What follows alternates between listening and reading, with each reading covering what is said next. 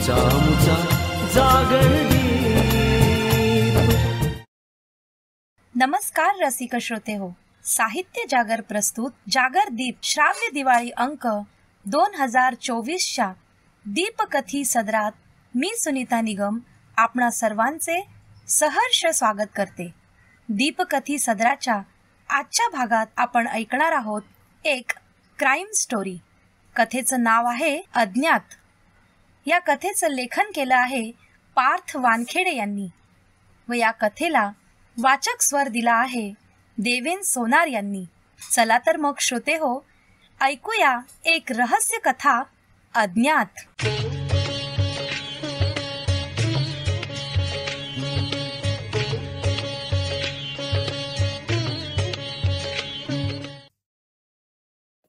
अज्ञात। अरे कोण आहेत ते? चहावाले, मेसवाले, दुकानदार? ते बहुविध देणेकरी तर नाहीत? असू देत, आपल्याला काय फरक पडतोय? साखरेला मुंग्या चिकटाव्यात तसे आणि सशीच्या मागे धावणाऱ्या सशांसारखे लागलेत ते आपल्या पाठीमागे। या म्हणावं, एक बिस्किट सोन्याचं देऊन गप्पगार करतो की नाही त्यांना बघाच। या मरतुकड्या फ्लॅटवर का म्हणून राहावं आपण? अरे आपण म्हणजे खरं म्हणजे मुंबईच्या समुद्रकाठी बंगलो बांधावा। वेताळासारखा मानगुटीवर बसणारा बॉस त्याच्या लेकाच्या अख्ख्या कंपनीचे शेअरच विकत घेतो। पक्का इडियट आहे। त्या विक्रम राजाच्या पाठीवर वेताळ एवढा बसला नसेल एवढा हा नतद्रष्ट जीव काढतो। वाचकास काळजी नसावी, कथन करते पूर्ण शुद्धीत, हे सारे कथित आहे। तुम्हाला दिसतेय का ती सोन्या चांदींची, हिरे जवाहिरांची, माणिक मोत्यांची ती भव्य रास? तो पहा गगनी तेजाळणाऱ्या भास्करापेक्षाही जास्त चमकणारा हिरा।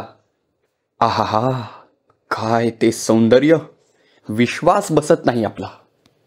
माझ्या या हातांनी त्याला स्पर्शतोच की नाही ते पहा। खाड ढगांना इतरत्र भिरकावून देणाऱ्या चिडलेल्या वाऱ्याच्या सपाट्यात 7व्या-8व्या मजल्यावरील फ्लॅटच्या उघड्या खिडकीतून खिळ्यावर कसाबसा लटकलेला आरसाही आला असावा कदाचित। रवी महाशयांचे टाळकेही चांगलेच सणकून निघाले होते। तेवढं तरी बरं की आरसा छोटा होता आणि काचा तडकल्या नव्हत्या। वर्क फ्रॉम होम करून हँग झालेला रवी भर संध्याकाळी मस्तपैकी सुस्तावला होता।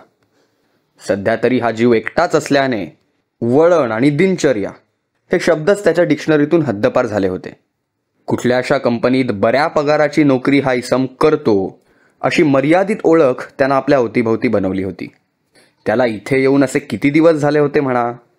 जेमतेम 15 दिवसांआधी या तथाकथित आलिशान नावाच्या सोसायटीत त्यानं आपलं बिऱ्हाड बसवलं होतं। आपली जेमतेम परिस्थिती अवघ्या 15 दिवसात त्याने कशी काय बदलली हे एक मस्त कोडं होतं। ते सोडवायला कुण्याच मूर्खाजवळ वेळ नव्हता आणि ते सोडवणारा देखील मूर्खच म्हणावा लागेल। आपल्या दैनंदिन दिनक्रमांत मशिनीसारखे किड्यामुंग्यांप्रमाणे गुंतलेले लोक ही आगाऊ चौकशी का म्हणून करतील? पैसा, प्रसिद्धी, नोकरी, ती असेल तर प्रमोशन, विद्यार्थी दशेत समाधानकारक यश मिळालं असून सुद्धा त्यापेक्षा अधिक मिळवणे, याकडे भोवतालच्या सैरावैरा धावणाऱ्या जगाचा कल जास्त। त्यामुळे एक व्यक्ती म्हणून रवीची ही एवढी ओळख पुरेशी होती। ह्या आरशाला पण आत्ताच पडायचं होतं। प्रत्यक्षात तर नाहीच, पण स्वप्नातही हे सुख नशिबी नाही। खिन्न होऊन रवीचा आपल्या अंतर्मनाशी असाच अंतरसंवाद चालला होता। बाजूला पडलेला मोबाईल उघडून पाहतो तर चेहऱ्यावरचं आठ्यांचं जाळं अधिकच घट्ट झालं। एक प्रोजेक्ट 24 तासात पूर्ण करण्याची सूचना वजा आदेश कम धमकीच येऊन धडकली होती। कोण मूर्ख म्हणतो या कॉर्पोरेट लाईफमध्ये निवांतपणा आहे? एक होकार दे, फार काही नको, फक्त नाही नको। तो वैभव जोशी काय मस्त रिझवण्याचा प्रयत्न करतोय तिच्या प्रियसीला, आणि आमच्या टीमचे मॅनेजर लेकाचे प्रोजेक्ट पूर्ण करण्यासाठीचा होकार अशीच कविता म्हणून शरीरातला आत्मा काढून पूर्ण करून घेतात। तुला काय जातंय लेका सांगायला? डोळे, पाठ आणि कंबर एक साथ आई ग म्हणून किंचाळतात तेव्हा आमची कशी अवस्था होते ती काय सांगू? रवी मस्त चिडला होता. चिडणं हे मस्त नसतंच म्हणा, पण असो. त्याच्या दिवसाची सुरुवात संध्याकाळने झाली असल्याने कुणा नतद्रष्टाचा चेहरा बघितला काय माहीत, असा आगतिक सवाल त्याच्या मनात आलाच होता की तो तितक्याच वेगानं परतला. कारण डोक्यावर विराजलेल्या उलट्या आरशाला डोळ्यासमोर सरळ धरून त्याने प्रथम त्याचाच चेहरा पाहिला होता. ताजतवानं होऊन कुठल्या तरी बऱ्या हॉटेलात पोटपूजा करणे अगत्याचे होऊन बसले होते. पोटातल्या कावळ्यांना घडीभर एकमेकांशी संवाद साधायला सांगता सांगता 15 मिनिटं त्याला तयार व्हायला लागली होती. आकाशात ढगांनी गर्दी केली होती, पण मुंबई थांबली नव्हती. कुंद वातावरण आणि पावसाचा दणका तिला नेहमीचाच. त्यामुळे रवी महाशय बेहिचक बाहेर पडले, छत्री रेनकोट काही न घेता. अपार्टमेंटचे दार लागताना करकरले. बाहेर पडू नकोस, धोका आहे, असे सांगत असावे का? पांढरा शर्ट, निळी पॅन्ट, डोळ्यांवर चढवलेला स्टायलिश गॉगल, पाठीला लटकलेली लॅपटॉप बॅग आणि आपल्या हातातला महागडा OnePlusचा फोन उगाचच खेळवत रवी महाशय रेस्टॉरंटमध्ये प्रवेश करते झाले. शर्टावर फसाफस फवारलेल्या कथित उंची स्प्रेच्या दरवळाने व आपल्या आकर्षक दिसण्याने रिसेप्शनिस्ट, जिनं आपलं ठेवणीतलं हास्य फेकलं होतं, आणि 4-2 युवती ज्यांनी आपले कुतूहलयुक्त कटाक्ष त्याच्यावर टाकले होते, या योगायोगाला वास्तव मानत त्या आपल्यावर भाळल्या वगैरे आहेत असा समज करून स्वतःवरच खुश होत रवीची छाती वगैरे फुगून आली होती. वैताग, चीड, संताप यांसारखे तत्सम शब्द रवीच्या मागे मागे रेस्टॉरंटपर्यंत येऊन पोचले होतेच.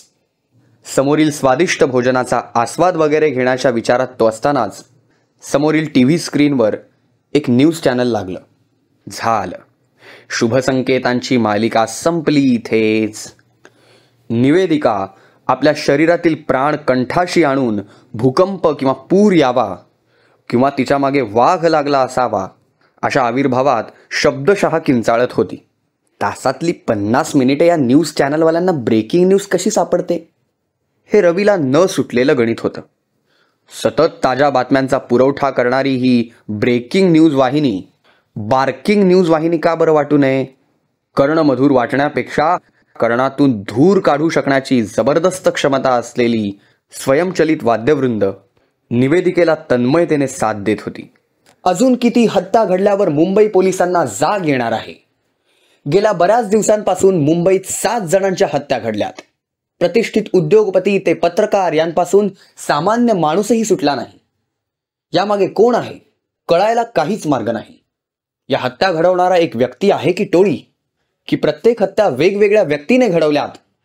प्रश्न अनेक आहेत, पण उत्तरं द्यायला पोलीस बांधील नाहीत. जनसामान्यांचा प्रश्न पुन्हा ऐरणीवर आलेला आहे. मृत झालेल्या व्यक्ती या वेगवेगळ्या स्तरातील आहेत, त्यांच्यात दुवा असा साधणे कठीण आहे. हत्या सुद्धा एकाच पॅटर्नने झाल्या नाहीत. खून करणारा विकृत मारेकरी आहे की सराईत गुन्हेगार?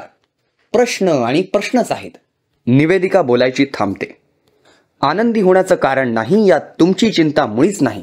जाहिरात अवकाश लागला होता. पोलिसांचं माहीत नाही, पण ही बातमी ऐकून रवी काहीसा काळजीत पडला होता. बिल देऊन तो बाईकवर स्वार झाला. हत्या सत्र आणि संबंधित विषय त्याच्या डोक्यातून कधीचाच निघून गेला होता. त्याची दुचाकी वाऱ्याशी स्पर्धा करत होती. गाफील असलेल्या त्याच्या मागे एका 4 चाकी वाहनातून 2 डोळे रोखले होते. त्यांचा रोख त्याच्यावरच होता की आणखी कुणावर? आपल्यावरील शेकडो नजरांना गुंगारा देण्यात ती अखेरीस यशस्वी ठरली होती. तसं पाहायला गेलं तर काम मोठं जिकिरीचं होतं. शहरातील बडे प्रस्थ असलेल्या तिच्या आबासाहेबांनी 4-5 दिवस घराबाहेर पाडू नका, जीवाला धोका आहे. आमचे विरोधक पिसाळलेत, तो वनवा शांत होऊ द्या. आमची दुश्मनी उगा तुमच्यावर निघायला नको. त्यासनी ठाऊक आहे आमची कमजोरी फकस्त तुम्ही आहात. जपा स्वतःला बरं का, अशी सूचना देऊन टाकली होती. आबासाहेबांचा तो गहिवरला स्वर ऐकून कलावती देवी दुःखी कष्टी झाल्या नसत्या तरच नवल होतं. फारच फार 4-5 दिवस कॉलेज बुडेल, पण जीव महत्वाचा. आणि आबा काही हवेत बाण सोडत नाहीत. राजकारणी म्हटलं की त्यात दुश्मनी आलीच. त्यामुळे कलावती देवींनी स्वतःला आयसोलेट करून घेण्याचा दृढ निश्चय आपल्या मनाशी आखला. ह्याच्या मागे एक दुसरंही कारण होतं. लवकरच निवडणुकीचे वारे वाहणार होते. बळीराजाला मान्सूनची प्रतीक्षा असते तशी राजकारण्यांना या वाऱ्यांची प्रतीक्षा फार. त्यामुळे डाव प्रतिडाव टाकायला सुरुवात झाली असणार होती. कुठलं माणूस कधी आपलं हाड वैर उकरून काढेल याची या काळात शाश्वती देता येत नसते. त्यामुळे सावध राहणे कधीही चांगलेच. आबासाहेबांचा एक विश्वासू सेवक बळीरामाने एक खात्रीशीर बातमी पोहोचवली होती. आबांच्या कुठल्या तरी खास दुश्मनाने कलावती देवींना जायबंदी करण्याची अथवा मारण्याची योजना आखली होती. मुंबईत घडलेल्या 7 हत्यांमध्ये 8वा क्रमांक कलावती देवींचा नसावा म्हणून तिला सावध राहायला सांगितलं होतं. तरीही त्यांचा दृढनिश्चय खरं तर फक्त पाव सेकंद टिकला असेल. कारण कलावती देवींच्या बेस्ट फ्रेंडचा आज अभिष्टचिंतन सोहळा होता. आपण स्वसंरक्षणाचे धडे गिरवले आहेत याचा साक्षात्कार जिवलग मैत्रिणीचा अभिष्टचिंतनाबद्दलचा पार्टी सोहळ्याचा संदेश मोबाईलवर धडकल्यावर त्यांना झाला होता. त्यामुळे खास पाश्चिमात्य पद्धतीच्या अभिष्टचिंतन सोहळ्यात धम्माल उडवून देण्यासाठी कलावती देवी आपल्या घराच्या 300-400 मीटर्सपर्यंत चालत गेल्या होत्या. पुढे वर्दळीचा हमरस्ता लागणार होता. तिथून त्यांना निर्धारित ठिकाणी सोडण्याची आणि वापस आणण्याची जबाबदारी त्यांच्याच मित्रसमूहापैकी कोणीतरी उचलली होती. काही विशिष्ट दिवसांसाठी जादा सुरक्षा फळी आपल्या भोवती असणे कलावती देवींसाठी नवीन नव्हते. वारंवार असले धमक्यांचे फोन्स त्यांच्या आबासाहेबांना येत असत आणि परिणामी अशी व्यवस्था लावली जात असे. रात्र चढत जात होती तशी तशी तिची उत्सुकता वाढू लागली होती. आपल्याला क्षती पोहोचवण्यासाठी कुणीतरी मनाशी खुणगाठ बांधली आहे या विचारांपासून ती अगदी शेकडो मैल दूर होती. तिची पावलं शहराचा मुख्य चौक जवळ करत होती. तिथे तिच्या मित्रांचं भलं मोठं टोळकं तिच्या प्रतीक्षेत असणार होतं. पण नियतीच्या मनी आज काहीतरी वेगळंच होतं.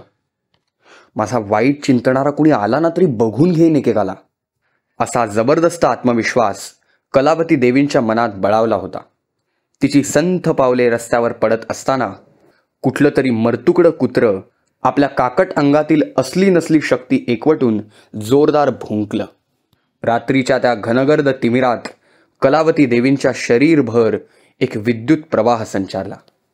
त्यांचा मेंदू जोरदार किंचाळला आणि मुखातून अगं ऐग हे आश्चर्य उद्गार बाहेर पडले. ते क्षणभय संपताच कलावती देवी पुन्हा भानावर आल्या. महाविद्यालयात आपली छेड काढणाऱ्याला आपण कसा खणखणीत प्रसाद दिला हा प्रसंग स्मरून त्यांनी स्वतःला धीर वगैरे दिला.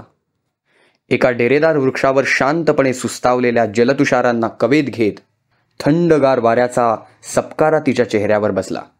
मणक्यातून निघालेली थंड शिरशिरी सबंध अंगावर काटा उठवून गेली. त्याच क्षणी भुर्र भुर्र करणारी एक मोटार तिच्याच दिशेने येऊ लागली. डेरेदार वृक्षाच्या भरभक्कम बुंध्याच्या आडून हातात बंदूक धरलेला एक भरभक्कम पंजा बाहेर पडला. त्या लोह पंजाच्या मालकाच्या दुर्बीनयुक्त डोळ्यांनी कशाचा तरी वेध घेऊन बंदुकीतून फैर झाडली. फटाका फुटल्यासारखा जोरदार आवाज झाला. वेळ मंदावला. आपल्याच धुंदीत बाईक चालवणारा रवी कमालीचा गोंधळला. भीतीने चेहरा पांढरा फटक पडलेल्या त्या युवतीला काहीच सुचेना झालं होतं. संपूर्ण शरीर बर्फासारखं गोठलं असलं तरी मेंदू थाऱ्यावर होता. हेल्प मी प्लीज असा किंकाळयुक्त आर्जव करत ती युवती रवीच्या बाईकवर आरूढ झाली सुद्धा. खांद्यावर टॅप करत पळव जोरात क्विक हा तिचा संदेश ऐकून रवी जसा भानावर आला असावा. हा अनपेक्षित धक्का कसा बसा पचवलेला रवी गाडीचं एक्सेलरेटर जमेल तितक्या ताकदीनं पिरगाळत गाडी पळवू लागला. कानाकडून सुई सुई आवाज करत ती गोळी अज्ञात मारेकऱ्याचा नेम चुकल्यानं भलतीकडे कुठेतरी निघून गेली होती. हा बंदूकधारी त्या युवतीच्या मागे लागलाय आणि आता कवटी आपली तडकली असती या विचारानेच रवी हादरला होता. कुणीतरी काही चुकीचं सांगून गेलं नाहीये. आपल्या आयुष्यात पुढच्या क्षणी काय घडेल याचा अंदाज खरंच कोणी लावू शकत नाही. जणू मागल्या जन्मीचं नातं असल्यासारखी ती थरथरणारी युवती रवीस घट्ट बिलगून बसली होती. ऊपरवाला जब भी देता देता छप्पर फाड़ के हे गाणं रवीच्या मनात फुल व्हॉल्यूममध्ये वाजत होतं. उपरवालेने त्याला दिलेली गोष्ट ही सोनेरी सुखद बाईक राईड होती की आणखी काही, हे मात्र कळायला मार्ग नव्हता. पण या संकटावर आपण मात करू शकू याबाबत रवी मात्र कमालीचा विश्वासू होता. जणू काही अशा प्रसंगांना सामोरे जाण्याची ही त्याची पहिली वेळ नव्हती. कलावतीने तिला त्या क्षणी जे योग्य वाटलं होतं ते केलं होतं. त्या बंदूकधारी मारेकऱ्यापासून वाचण्यासाठी त्या क्षणी तरी तिनं स्वीकारलेला मार्गच योग्य वाटत होता. काय करावं, याला खरी परिस्थिती सांगावी की नाही? न जाणे माजी आमदाराची पोर म्हणून मला ओळखलं तर किडनॅप करून खंडणी मागायचा. कुणाचा काय भरोसा? हल्ली स्वहित दिसलं की माणसांचा दुटप्पी मुखवटा गळून पडायला केवढासा वेळ लागतो. पण हा तसा वाटत नाही. जाऊ दे, उगाचच रिस्क नको घ्यायला. कलावतीच्या मनात अशा प्रकारची घालमेल चालली असतानाच रात्रीची हलकीशी ट्रॅफिक पार करून रवीची बाईक एका चहाच्या टपरीजवळ येऊन विसावत होती.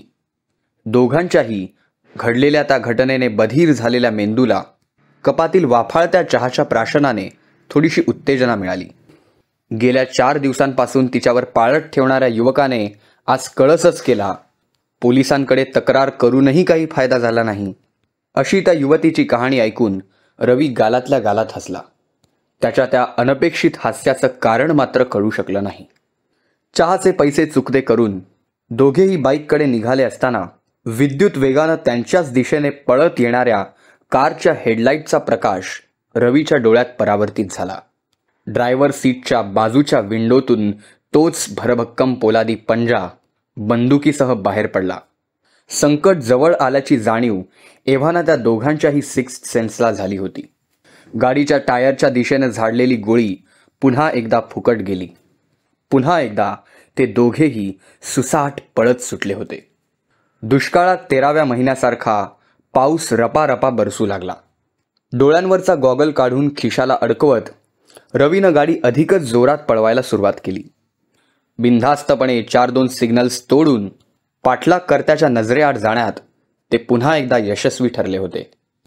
रवीला आपलं घरच या क्षणी सुरक्षेचा अंतिम उपाय वाटू लागलं होतं. युवतीनेही त्याला संमती दिली होती.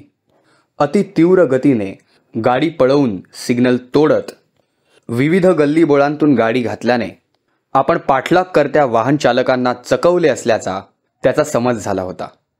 त्याचा समज गैर होता असे नव्हे, पण तो समज काही काळापर्यंतच गोड राहणार होता याची त्याला जाणीव नव्हती.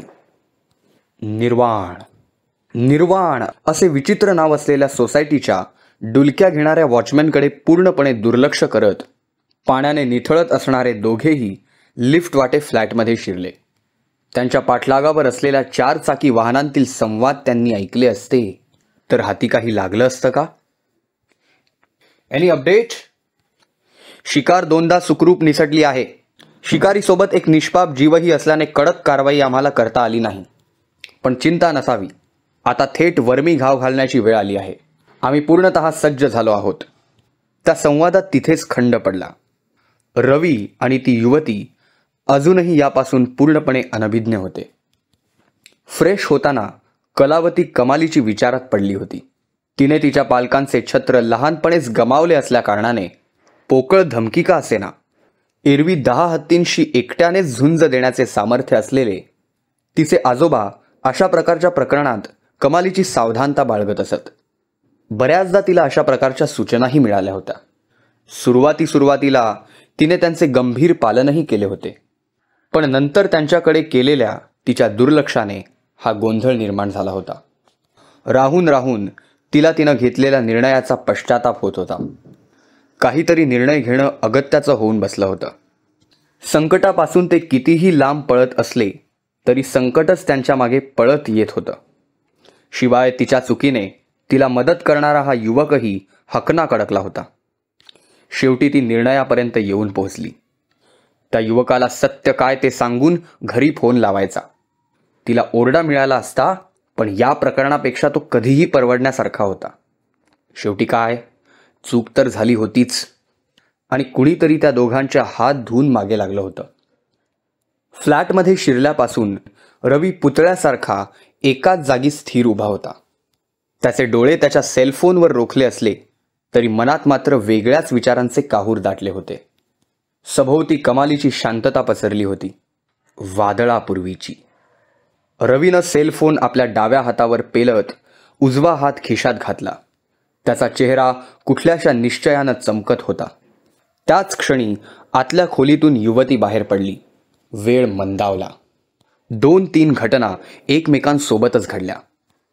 कुणाच्या घरी जात असताना बेल वाजवून समोरच्याची परवानगी मिळाल्यावरच आत प्रविष्ट व्हावे, या सर्वमान्य व जाहीर नीतितत्वाचा शिरच्छेद करत डाव्या हातात रिव्हॉल्वर सावरत उजव्या हातातील मास्टर कीने दाराचं लॅच उघडून त्यावर पायानं सणसणीत लाथ हाणत अत्यंत मगरूर चेहऱ्यानं कोणीतरी आत प्रविष्ट झालं. खिशात सारलेला रवीचा उजवा हात हळूहळू वर येत असतानाच समोरील इस्माच्या बंदुकीतून निघालेली गोळी रवीचा उजवा खांदा जखमी करून गेली होती. रवी आणि समोरील युवती एकसाथ किंचाळले. आतमध्ये शिरलेल्या इस्मानं त्याकडे दुर्लक्ष करत फ्लॅटचं दार पुन्हा लावून घेतलं. इथेच चूक झाली. दाराकडे पाठमोऱ्या वळलेल्या अज्ञात मारेकऱ्याला आपल्या मानेभोवती काहीतरी जाणवलं, पण वेळ निघून गेली होती. रवीच्या हातांची मगरमिठी समोरच्या अज्ञात व्यक्तीला यमराजाच्या कवेत पोहोचवूनच बहुधा शांत होणार होती. मारेकऱ्याचा श्वास कोंडला होता. त्या 2 मजबूत काटकुळ्या हातांचा दाब गळ्यावर वाढल्याने जीवाची घालमेल वाढत चालली होती. अज्ञात इसम चिडला. त्या तशाही परिस्थितीत आपल्या शरीराचे वजन डाव्या पायावर सावरत उजव्या पायाने त्याच्यावर हल्ला करणारे शरीर कसेबसे दूर लोटले. खाली पडलेल्या रवीला पुन्हा हल्ला करायला उसंत मिळणार तेवढ्यात त्याच्या चेहऱ्यावर समोरील इस्माच्या पोलादी पंजांचे अगणित ठोसे बसले होते. रवीची शुद्ध हरवली. हा सगळा प्रकार चालू असताना भयानं बर्फासारखी गोठलेली कलावती कधीचीच चक्कर येऊन खाली कोसळली होती. त्या दोघांचीही बेशुद्ध शरीरं, हल्ला करणारा अज्ञात इसम आणि कवर म्हणून थांबलेला व्यक्ती निर्वाण सोसायटीच्या डुलक्या घेत असलेल्या वॉचमॅनच्या डोळ्यांदेखत घेऊन गेले. CCTV नामक यांत्रिक डोळा हे सारे काही टिपत असला तरी त्याचा कदाचित उपयोग नव्हता. घर जसे होते तसेच शांत होते. रवीचा सेलफोन घरंगळत जाऊन सोफ्याजवळ पडला होता. सेलफोनच्या स्क्रीनवर name of the target Kalavati, location of the target शीर्षकाखाली कलावती राहत असलेल्या क्षेत्राचा उल्लेख होता व सोबतच तिचं कुठलं तरी छायाचित्र झळकत होतं. धारदार पातळ असलेला एक सर्जिकल ब्लेड सेलफोनच्या बाजूनेच सुस्तावला होता. त्या 2 इस्मांच्या मागोमाग शिरलेल्या, हातावर ग्लव्स चढवलेल्या अनेक व्यक्ती ते सारे साहित्य गोळा करण्यात दंगल्या होत्या. वाहता थंडगार वारा, बाहेर रिमझिम पडणारा पाऊस, हातात चहाचा कप आणि समोर गरमागरम भजी. आहा, सुख सुख म्हणतात ते ह्यालाच. दगडू बऱ्यापैकी आनंदला होता, पण पडलं विरजण. स्वतःच्या व विक्रमाच्या प्रशंसेने दुथडी भरून वाहणारी एक न्यूज वाहिनी दगडूनं आपल्या मोबाईलवर सुरू केली. राम राम महाराष्ट्र या शोमध्ये मी अक्षदा कदम तुम्हा सर्वांचं स्वागत करते. मुंबईत घडलेल्या हत्यासत्राचे अखेरीस मुंबई पोलिसांनी रामनाम सत्य केले आहे. आमचे प्रतिनिधी विशेष कॅमेरामन विनंतीसह निर्वाण सोसायटीच्या बाहेर उभे आहेत.